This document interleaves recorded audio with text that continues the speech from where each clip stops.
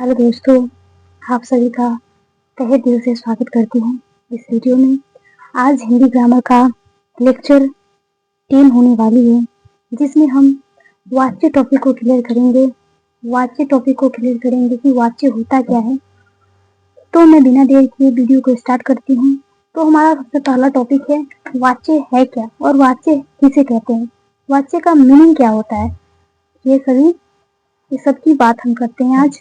तो सबसे पहले वाच्य का डिफिनेशन हम जान लेते हैं कि वाच्य होता क्या है। ठीक है, वाच्य होता क्या है। जैसे मैं यहाँ पे आपको डिफिनेशन बता दूं कि कर्ता, कर्म या भाव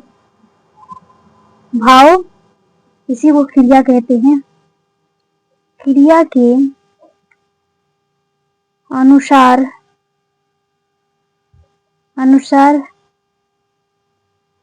क्रिया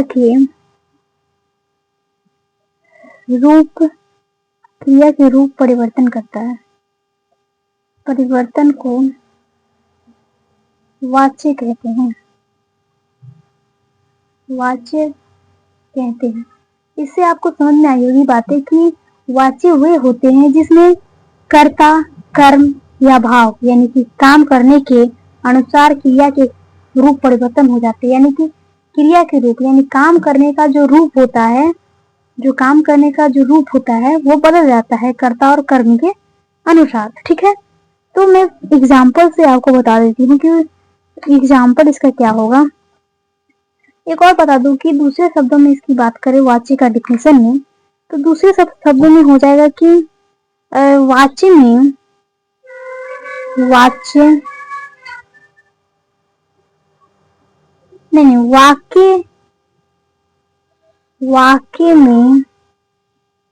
जिसकी प्रधानता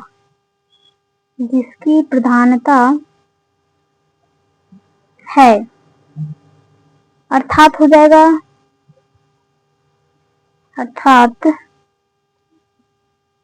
क्रिया का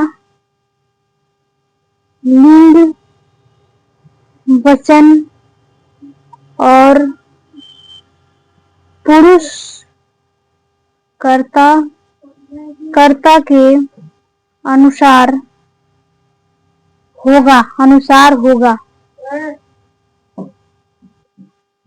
होगा। ठीक है, ये तो हम समझ गए कि अनुसार होगा। अब इसको समझने के लिए हमें वाच्य के भेद को जानना होगा। एक बार मैं इसको थोड़ा और बता देती हूँ। जैसे कि यहाँ पे बताया जा रहा है कि कर्ता, कर्म यानी काम के अनुसार, यानी कर्ता कर्म के काम के अनुसार जो रूप में परिवर्तन होता है उसी को वाच्य कहते हैं। ठीक है, कर्ता यानी करने वाला, कर्म यानी कोई भी काम, ठीक है, के अनुसार जो परिवर्तन होता है उसे वाच्य कहते हैं। दूसरी भाषा में कि वाक्य में जिसकी प्रधानता अर्थात क्रिया होगा यहाँ पे ना, क्रिया का लिंग, वचन, पुरुष कर्ता के अनुसार होगा, तभी वाच्य कहलाएंगे। तब अब मैं आगे बताती हूँ कि वाच्य के भेद से आपको समझ में आई होगी, आ जाएगी बातें। वाच्य के भेद मैं आप सभी को बता दूं कि वाच्य के मुख्य रूप से 3 भेद होते हैं। कितने होते हैं? 3 होते हैं। ठीक है, वो कौन कौन से होते हैं मैं यहाँ पे लिख देती हूँ। फर्स्ट हो जाएगा कर्तृवाच्य, सेकंड हो जाएगा कर्म वाच्य और थर्ड हो जाएगा भाव वाच्य। क्या हो जाएगा? भाव वाच्य। अब हम ये तीनों का डिफिनेशन जानते हैं आगे। ठीक है, चलते हैं तीनों के डिफिनेशन की तरफ। तो इसका फर्स्ट नंबर जो था वाच्य के भेद में, फर्स्ट जो था हम लोगों का था कर्तृवाच्य। अब आप सभी सोच रहे होंगे कि कर्तृवाच्य होता क्या है। वाच्य तो समझ गए कि कर्ता कर्म या भाव के अनुसार क्रिया के रूप में परिवर्तन होता है, उसे वाच्य कहते हैं। अब हम बात कर लेते हैं कर्तृवाच्य की। ठीक है, तो मैं सबसे पहले इसका डिफिनेशन लिख लेती हूँ, तब आप लोगों को समझा दूंगी मैं कि कर्ता के अनुसार कर्ता के अनुसार यदि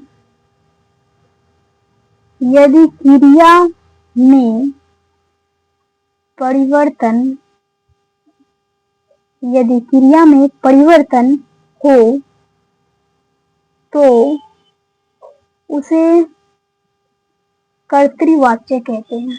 कर्तृवाच्य कहते हैं। यानी इससे आपको क्या समझना है, यानी कि कर्ता के अनुसार यदि क्रिया में परिवर्तन हो तो उसे कर्तृवाच्य कहते हैं। फॉर एग्जाम्पल की बात करते हैं यहाँ पे। फॉर एग्जाम्पल, जैसे एग्जाम्पल में यहाँ पे हो जाएगा, एक शब्द ले लेते हैं, जैसे कि यहाँ पे मैं आपको समझा देती हूँ।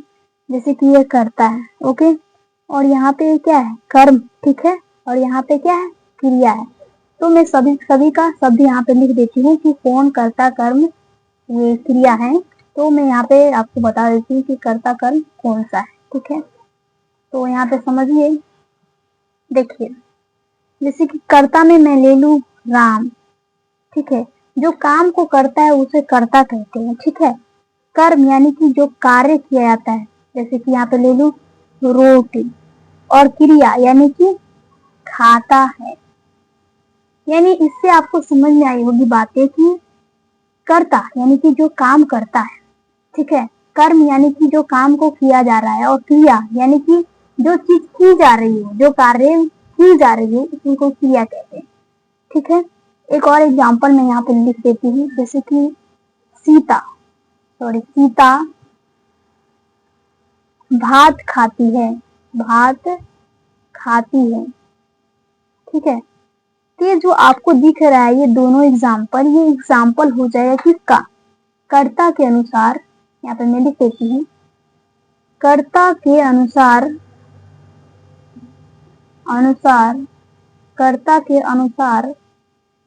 क्रिया, जिसे कर्तृवाच्य कहते हैं। ओके, तो ये बातें आपको समझ में आई होगी कि कर्तृवाच्य होता क्या है। अब मैं ये तो कर्ता के अनुसार बताई हूँ, अब मैं थोड़ी आप सभी को बता देती हूँ कि क्रिया के अनुसार, जैसे कि खाता खाती हो जाएंगे खाते, ठीक है, और कर्ता के अनुसार हो जाएगा, जैसे कि यहाँ कुत्ता की प्रधानता है, जैसे कि कुछ चीज की प्रधानता होती है तो ये कर्तृवाच्य के अंतर्गत आते हैं। अब हम बात करते हैं सेकंड की, तो सेकंड इसका हो जाएगा कर्मवाच्य, यानी कि वाच्य का दूसरा भेद है कर्मवाच्य। वाच्य का दूसरा भेद क्या है, कर्मवाच्य। तो मैं सबसे पहले यहाँ पे डिफिनेशन लिख देती हूँ कि कर्म के अनुसार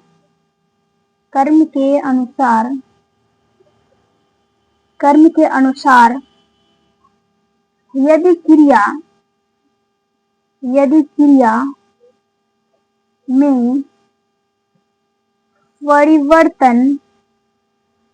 परिवर्तन हो तो उसे कर्मवाच्य कहते हैं। क्या कहते हैं, कर्मवाच्य कहते हैं। जैसे कि कर्म के अनुसार यदि क्रिया में परिवर्तन हो तो उसे कर्मवाच्य कहते हैं। आप सभी को इससे समझ में नहीं आएगी, डिफिनेशन नहीं आएगी समझ में, तो मैं एग्जाम्पल से बता देती हूँ, समझा देती हूँ कि कर्मवाच्य होगा क्या। तो समझिए, एक बात मैं आप सभी को बता दूं कि यदि आप कोई भी टॉपिक को क्लियर कर लेते हैं तो आपका क्वेश्चन एकदम चुटकी में बन जाएगा। लेकिन यदि आप इसके बारे में नहीं जानते, उस टॉपिक के बारे में नहीं समझे होंगे, तो ये क्वेश्चन नहीं बनेगा। इसीलिए मैं सबसे पहले सोचती हूँ और चाहती भी हूँ कि आप सभी लोग हर टॉपिक को क्लियर कर ले, जिससे हर एक क्वेश्चन ना छूटे एग्जाम में और बन जाए सारे क्वेश्चन। तो जैसे कि मैं यहाँ पे एग्जाम्पल लिख दूं, जिस प्रकार यहाँ पे लिखी उसी प्रकार मैं यहाँ पे लिख दूं। जैसे कि कर्ता हो गया यहाँ पे, ठीक है, यहाँ पे कर्म हो गया, और यहाँ पे क्या हो गया, क्रिया हो गया, ठीक है। यहाँ पे क्या हो गया, यहाँ पे कर्ता हो गया, यहाँ पे कर्म, और यहाँ पे क्रिया हो गया। और ये सभी के जगह पे मैं लिखती हूँ कर्ता, यानी राम ने रोटी खाई, यानी राम जो कार्य किया, कौन सा कार्य किया, रोटी करनी, रोटी खाई, यही क्रिया हो गया। ठीक है, एक और मैं एग्जांपल लिख देती हूँ, जैसे कि गीता ने संतरे संतरे खाए। ठीक है, तो ये जो आपको दिख रहा है एग्जाम्पल, इससे आपको समझ में आ रही होगी बातें कि ये कर्ता के अनुसार ये कर्मवाच्य है। क्या है, कर्ता के अनुसार कर्मवाच्य है। जैसे कि खाई, खाया और खाए, ये सब कर्म के अनुसार आई है। ठीक है, क्योंकि यहाँ पे क्या होता है कि कर्म की प्रधानता होती है, कर्मवाच्य में क्या होती है, कर्म की प्रधानता होती है, उसे कर्मवाच्य कहते हैं। अब मैं बात करती हूँ तीसरा नंबर की, तो तीसरा हो जाएगा क्या, तीसरा हो जाएगा इसका वाच्य के तीसरा भेद था भाववाच्य। क्या था, भाववाच्य। तो मैं सबसे पहले यहाँ पे डिफिनेशन लिख देती हूँ कि भाव के अनुसार, भाव के अनुसार, भाव के अनुसार यदि क्रिया, यदि क्रिया आए, भाव के अनुसार यदि क्रिया आए तो उसे भाववाच्य, भाववाच्य कहते हैं। मैं एग्जाम्पल से समझा देती हूँ आप सभी को। जैसे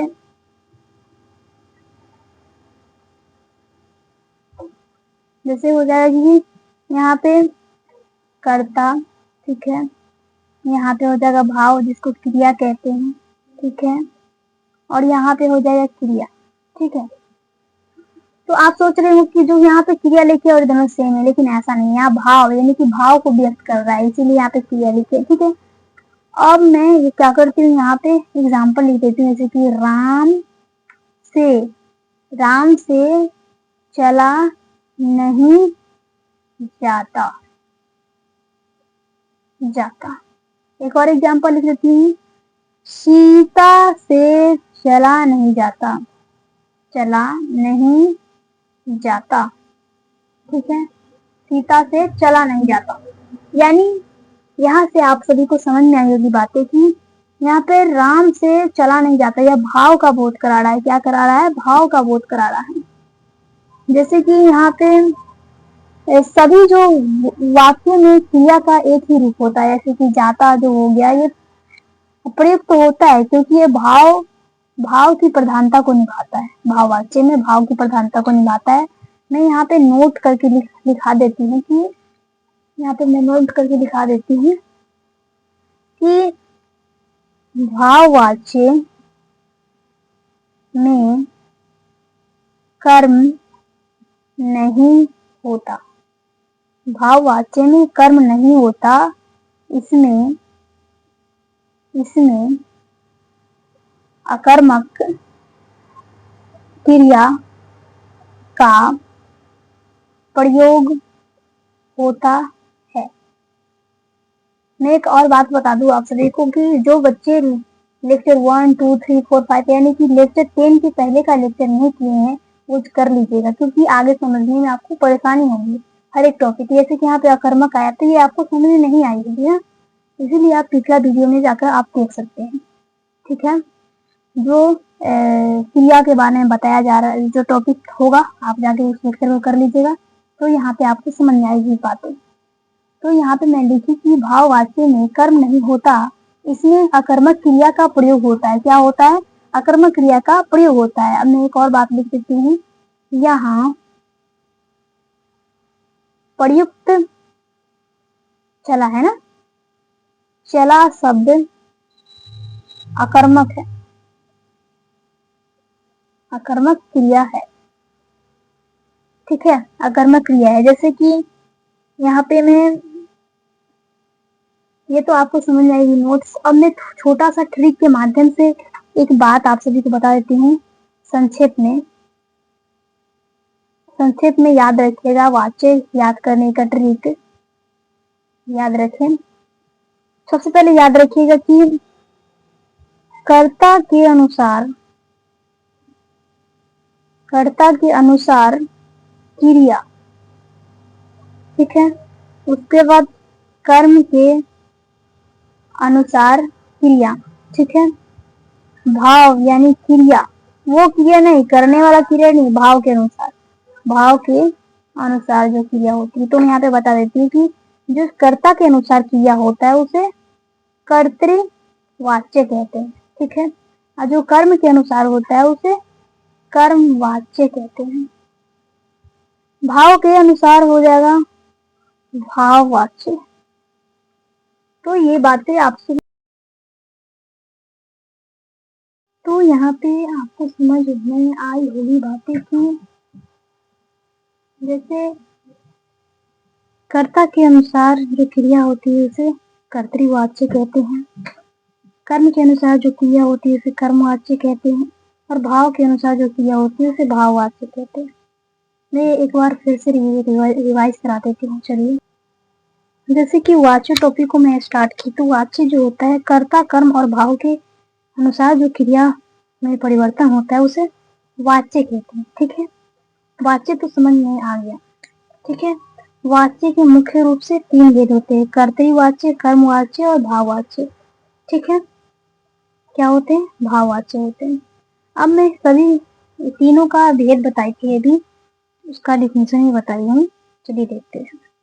तो मैंने यहाँ पे आप सभी को बताई थी कि कर्तृवाच्य का डिफिनेशन की कर्ता के अनुसार यदि क्रिया में परिवर्तन हो, कर्ता के अनुसार जो क्रिया में परिवर्तन होता है तो उसे कर्तृवाच्य कहते हैं। फॉर एग्जाम्पल, कर्ता यहाँ पे मैं लिखी कर्म और क्रिया, जैसे कि राम रोटी खाता है। यहाँ पे एक बात समझा देती हूँ कि कर्ता जो होता है जो करने काम को करता है, ठीक है, काम को करने वाला होता है। वही बात करें कर्म की, तो कर्म जो होता है जो काम को किया जाता है, जिस काम को हम लोग करते हैं उसी को कर्म कहते हैं। क्रिया यानी कि उस क्रिया को किया गया, ठीक है। तो ये कर्ता के अनुसार क्रिया जो बदलती है उसे कर्तृवाच्य कहते हैं। कर्मवाच्य की बात करें तो कर्म के अनुसार यदि क्रिया में परिवर्तन हो तो उसे कर्मवाच्य कहते हैं। जैसे कर्ता कर्म क्रिया, राम ने रोटी खाई, सीता ने संतरे खाए, ये समझ में आई ये बातें। भाववाच्य की बात करें तो भाव के अनुसार यदि क्रिया आए तो उसे भाववाच्य कहते हैं। जैसे कि राम से चला नहीं जाता, सीता से चला नहीं जाता, ठीक है। यहाँ पे मैं नोट्स में एक बात लिखाई थी अभी कि जैसे भाववाच्य में कर्म नहीं होता, क्या नहीं होता? कर्म नहीं होता, इससे अकर्मक क्रिया का प्रयोग होता है। कौन सा क्रिया का प्रयोग होता है? अकर्मक क्रिया का प्रयोग होता है। कर्म का क्रिया यानी कि सकर्मक अकर्मक होता है, सकर्मक यानी कि सब जगह काम करता है, ठीक है। अकर्मक क्रिया मैं बता देती हूँ। अकर्मक क्रिया वही होते हैं जो जिस क्रिया में कर्म ही नहीं होता है उसे अकर्मक क्रिया कहते हैं, ठीक है। उसका प्रयोग होता है उसे चला जो शब्द है वो अकर्मक क्रिया है, यानी कि इसमें कर्म नहीं होता या कर्म करने की संभावना ही नहीं होती, उसे अकर्मक कहते हैं। यहाँ पे मैं ट्रिक के माध्यम से आप सभी को संक्षिप्त में याद करने के बताई थी कि कर्ता के अनुसार जो क्रिया होगा, कर्म के अनुसार जो क्रिया होगा और भाव के अनुसार जो क्रिया होगा, यानी कर्ता के अनुसार कर्तृवाच्य, कर्म के अनुसार कर्मवाच्य और भाव के अनुसार भाववाच्य।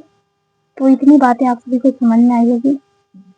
तो आज की इस वीडियो में इतना ही, फिर अगली वीडियो में मिलते हैं। Thank you. जय हिंद, जय भारत। सी यू, बाय बाय।